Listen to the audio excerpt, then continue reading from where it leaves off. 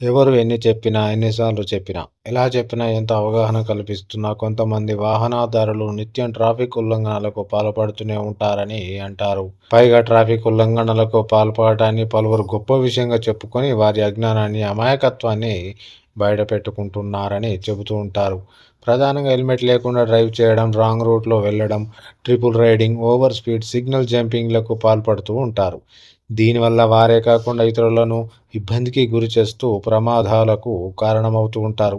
ఈ నేపథ్యంలో ఏపీ ప్రభుత్వం నేటి నుంచి కొత్త మోటార్ వెహికల్ చట్టాన్ని అమలు చేసేందుకు రెడీ అయింది.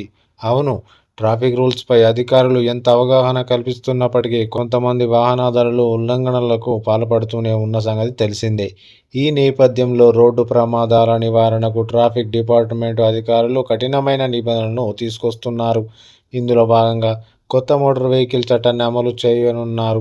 ఈ నేపథ్యంలోనే వాహనదారులకు బిగ్ అలర్ట్ అందించారు. ఇందులో భాగంగా ఇకపై ట్రాఫిక్ నిబంధనలు అతిక్రమిస్తే భారీగా ఫైన్ విధించవచ్చన్నారు. ఈ కొత్త యాక్ట్ ప్రకారం ఫైన్స్ భారీగా ఉండనున్నాయని అంటున్నారు.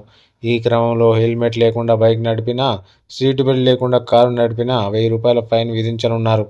ఇదే సమయంలో over speed, wrong route, signal jump వంటి వాటికి పాల్పడితే రూ. 1000 ఫైన్ విధించనున్నారు. అదేవిధంగా లైసెన్స్ లేకుండా డ్రైవింగ్ చేస్తే రూ. 5000 జరిమానా ఉంటుంది.